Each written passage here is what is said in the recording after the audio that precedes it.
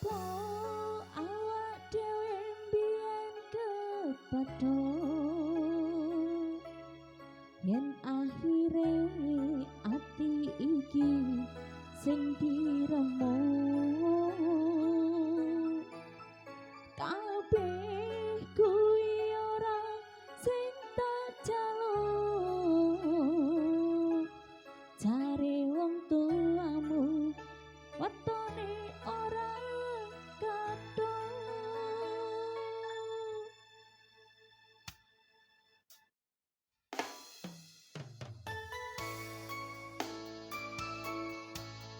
Masih bersama Rinda Eksotik dan juga Pujo Audio.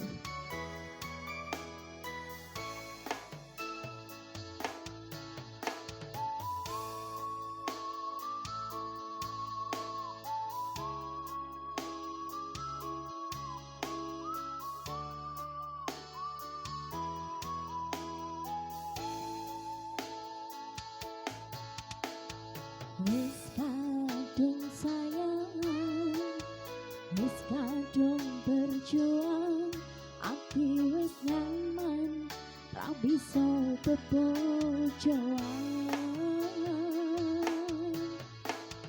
Satuanmu telu, satuanku wolu, cari wong tuamu diitung ra ketemu. Abot sanggane wong tuwa ora maringke, kok koyo ngene nasib sing tak rasake.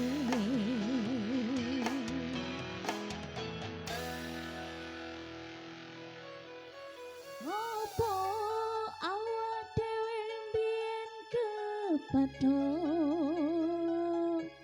yen akhire ati iki sing diremuk kabeh kuwi ora sing tak jaluk jare wong tuamu wetone ora kathok lara kaya dipateni nanging ora mati. Duh Gusti paringi kuat ati.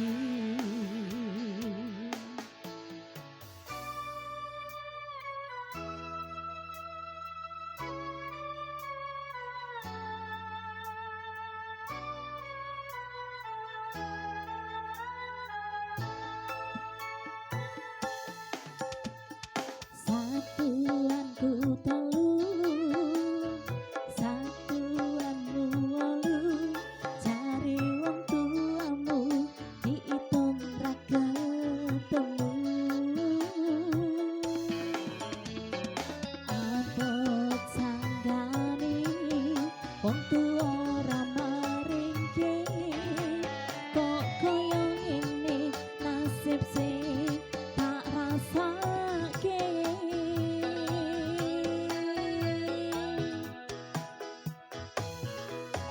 Ngopo awak dhewe mbiyen kepedho yen akhire ati iki sing diremuk kabeh kuwi ora sing tak jaluk jare wong tuamu wetone ora kathok lara kaya dipateni nanging ora mati. Duh Gusti paringi kuat ati. Masih bersama Pujo Audio dan juga Rinda Eksotik.